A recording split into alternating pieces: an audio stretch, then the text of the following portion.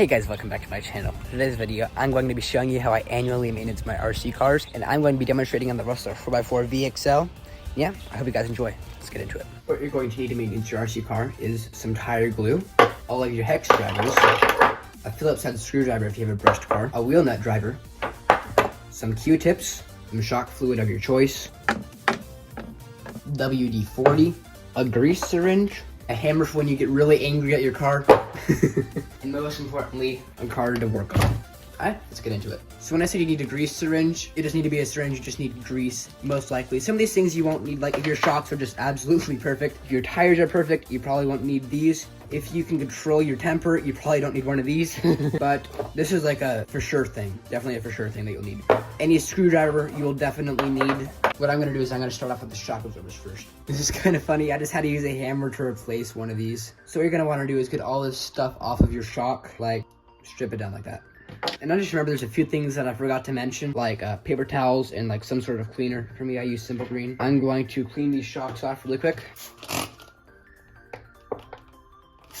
Yeah, this stuff works really good. And I don't use like fully concentrated Simple Green. I do about 1/8 Simple Green, the rest water. You can use water too. And make sure that you get the cleaner or whatever you're using to clean the shock down into the little tiny joint down here. The sand or any dirt gets inside of that, it'll slowly eat away at the plastic around that and break it.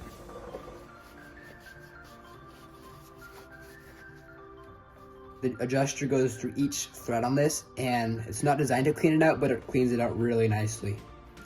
So I put it all the way down, and I don't do them both at the same time because I want to see where it was, so I don't have to readjust it. Okay, so I got all that off. Now it's stuck at the bottom. There we go. Now it's off the top. Now I'm gonna get it back to where it was.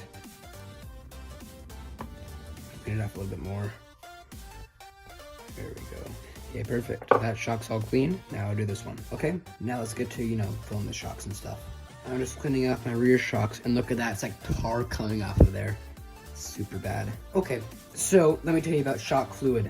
So as you can see, there's different numbers. Most of you probably know how shock fluids work and what they're for, but they don't just make the shock ride smooth. They make it so the shaft is harder to push up and down or easier to push up and down. If you are an off-road basher, you're gonna want the thinner side of things. If you have an on-road car or you like going up high jumps, you're gonna want the thicker stuff so you don't get as much chassis slap. But look at this. This is 50 right here. It's decently hard to push. It's pretty hard to push. And then right here, this is 70. Quite a bit harder to push. So it all depends on what you want to do when you're driving. There's no right answer. It's just whatever you want to do. For me, I'm going 80 in the front and either 50 or 70 in the rear. I think I'm going to probably go 70 because I like jumping my car super high. And I almost forgot, part of the whole servicing thing is putting this green slime on the O-rings down here. So we're going to have to open that up. That doesn't take too long, actually. It looks like it's a lot of work, but it's hardly any work at all. So let's do that first. Then what we're gonna do first is empty out the shocks, so when we open up the O-rings and stuff, all the fluid's not gonna fall out. And also, I forgot to mention, you're gonna need Dixie cups because the shock fluid, you need someone to put the shock fluid. And that's actually some pretty good shock fluid. Where is that blue? That's weird. And I made these little cups with holes in them, so whenever I'm letting the fluid get all the bubbles out, just put them like that.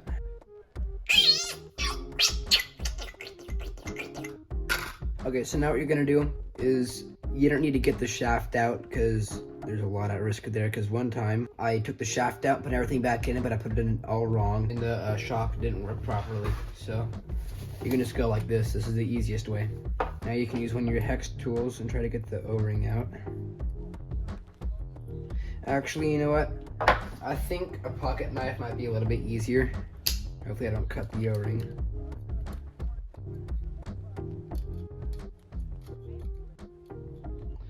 Yeah, okay, bummer. I guess anyway, I'm gonna have to take the shock shaft out because that's the only way to really get that O-ring out. There we go, got it. Okay, I'm gonna get a little paper towel out right here.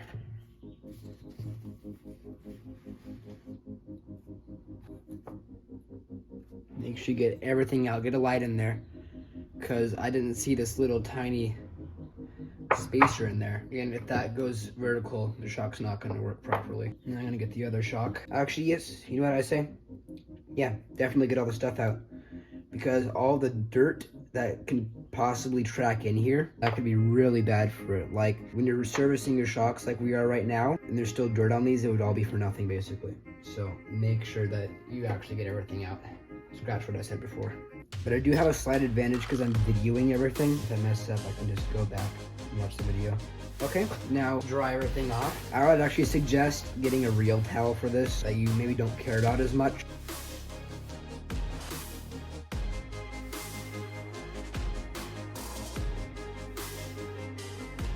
Okay, now our hands are all greasy, so let's wash our hands, get them all dry, get all that grease off of there. Maybe it's like a grease removing towel, I don't know. But our hands have to be like spotless for what we're gonna do next.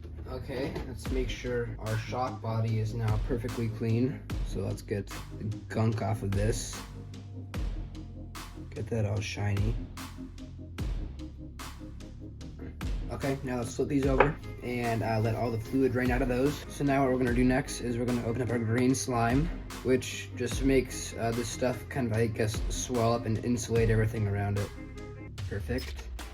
Nice, spread that all around. Okay, now this is really hard, so we put that down in there. It's gonna try to pop out like it just did, but you might need to get like a little tool, pop it down in there. Before that pops up again, we are going to get this all clean, like make sure it's really clean, and screw it down on there.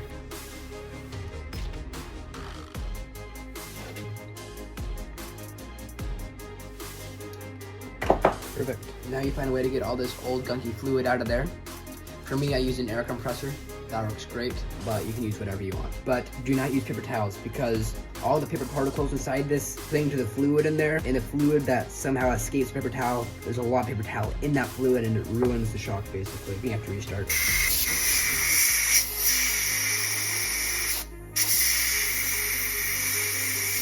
Perfect. Okay, now I put everything in. Perfect. Okay, the shock is almost done. Now we choose our fluid. For me, I am going to do 70. So now what we do, it'll make it go by really fast. We go and fill it up halfway. Perfect. Okay, it's halfway filled. You pump the shaft up and down, not past the fluid. But see, all the bubbles are coming to the top. It's a little bit hard to see, but there's bubbles coming to the top and popping. You get all those out. And 30 weight fluid, you probably have to wait for 6 to 10 minutes. With 50, you're probably gonna have to wait 10 to 15 minutes. With the 70 and 80, you're probably gonna have to wait quite a while. I'd probably say, yeah, 25, 30 minutes. But what I do is I typically wait overnight for these, so I get them really good. I showed you how to do one shock. I probably don't need to show you how to do all the rest because I guess you can just watch the video over. But yeah, see you when the shocks are done. Okay guys, so the shocks aren't quite done. I thought they would be done a lot faster, but they are not. So what I'm gonna do is I'm gonna clean off all the other shock absorber springs and accessories. Not accessories, but like all the caps and stuff because they're pretty gross. The screws are fine. I don't really care about screws. I just realized I'm bleeding. I'm gonna clean that up. This is what I do. I spray the towel. You go like this, you loop it around the top coil, and you grab it, and then you just twist the spring, and cleans itself up pretty easily. Perfect. That spring's all done. All right, let's see. Now, I think our first shock is completed. I just realized the shock shaft is supposed to be about right there. Perfect. Now let's dry it off. Okay, let's test it. Just a few more to go. Okay, now let's move on to bearings. So we're gonna lubricate all the bearings on the car and make it run nice and smooth. Okay, so I got all my bearings out. Well, the majority of them. Like, there's some bearings down inside here, and they're really, really hard to get to. So I'll just lubricate them from the top and bottom of the assembly. Okay, so this is what I do. See all that gunk on there? This one's not as bad as the other ones. This is what I do. I rub it on a paper towel, flip it over, and it should leave like a little bit of a ring. That one's cleaned off. I go to the other ones. Okay guys, so I got all the bearings cleaned off and this towel is filthy. Absolutely filthy. So I guess that's how you know you did a good job. So now we go to the lubricating. I use WD-40. I like these small cans. So this is how I do it. So I go like this, put it in the center, let it overflow on the top, and yeah. I'll sit there just for a little bit, and yeah, I just do that with all of them. Actually, I just realized that's not an efficient method because I just wasted a ton of WD-40. Do not do that. Just put it on the top. Now for like the really hard ones, like the ones that are in the motor, I'll start off with the back. The back's the easiest because it's quite shallow. I'm gonna dry it off. Actually, I just realized I probably should have spun it a little bit. Okay, spinning it, getting it in there. Okay, now getting it out. I'm kind of scared to let it sit in there for too long because I don't want there to be any fluids inside of the motor that aren't supposed to be there. Okay, so now for the front, I get a paper towel, another one, and I rip it like that. Because you're gonna need a lot of corners like that just to get into the tight spaces to dry it up. So we go like that. Spin it around a little bit. Get it in there. Okay, now use the corner. Got some of that dirty stuff out of there.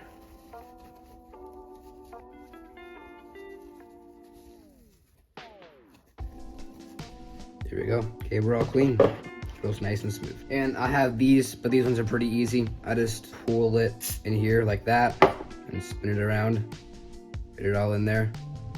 And then I do the same for the bottom right here. Then I dry it up and then just do the other side. So now one of the last things that we're gonna do is see if there's any teeth missing on our ring and pinion on our differential. That one looks good. And these ones are kind of hard to see because they're covered in grease. But I just replaced this one, so I'm pretty sure that one's fine. This one sometimes breaks. All right, looks like my ring and pinion are good. Now we just see if like the actual differential works. So I used pliers for that. I don't really want to take the time to open up the differential, so I'm just not. But if it rolls smoothly, for me, that's good enough. There we go, that one's good. All right, perfect. All right, my gears are good. Now, I guess the last thing that we're gonna do, I think, is just clean up the car, get it all nice and shiny, and then we can go drive it. I love Q-tips. They're not meant for RC cars, but they work really good for them.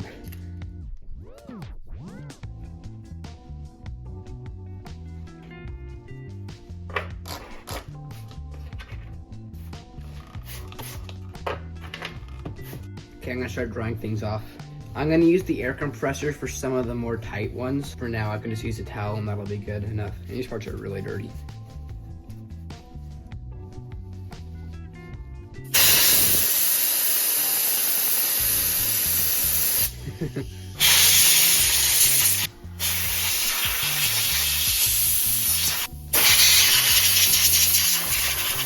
And also you want to make sure that this spins freely. If there's any resistance in it, it'll break your servo over time, I think. Okay guys, I got the car all put back together minus the motor because I'm going to see if the drivetrain rolls smoothly. Okay, let's take a look. Sorry, I got that under there. Perfect. Nice and smooth.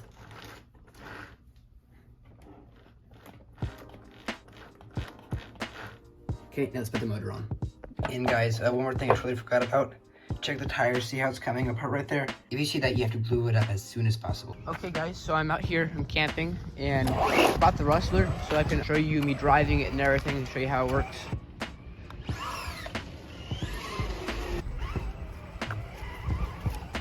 Okay, I'm gonna see if I can send it down the stairs.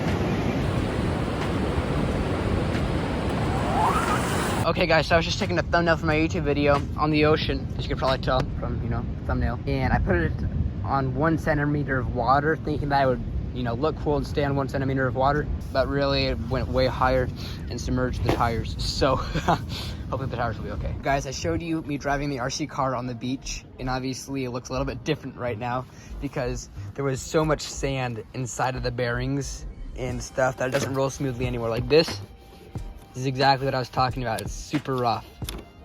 So, also look at that. There's a ton of the sand caked up inside the bearings and stuff. And I don't recommend what I did. That was so fun filming the YouTube video, going to the beach, going to the campsite, driving the RC car all around. That was super fun. And like I always do, I'm going to wind down today's video by talking about God and what he's been teaching me. So what I've been learning right now, what God's been teaching me, is most of the Christian walk is denying yourself. Something that I really struggle with is praying every day. It doesn't seem like a hard thing. You can pray for your food and stuff like that. I feel like that's a little bit different, but like having a relationship with God, that kind of praying. It's hard for me, but you gotta do it, because all those times that I was praying when I didn't want to, it really strengthened my relationship with God, and now praying comes a lot easier. So it's not easy, it's easier. It sounds kind of weird having a relationship with somebody you can't see. Sounds kind of like an imaginary friend, which it's not. God's much more than that. Most of the Christian walk is just denying yourself. And that's really all I have to say. Little short word at the end of my video. I hope that encouraged you and encouraged you to have a walk with God. God bless you guys. Have a good day.